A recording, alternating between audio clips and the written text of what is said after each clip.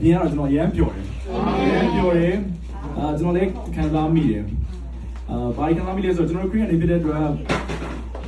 ကောင်းကြီးတွေပေါ့နော်ကောင်းကြီးတွေဒီဟာဒီလိုပြောခွင့်ရတယ်ဆိုတော့ကောင်းကြီးတွေအများကြီးတခုပဲပေါ့နော်အာမင်အဲ့ဒီဟာတွေကျွန်တော်ကောင်းကြီးတွေကို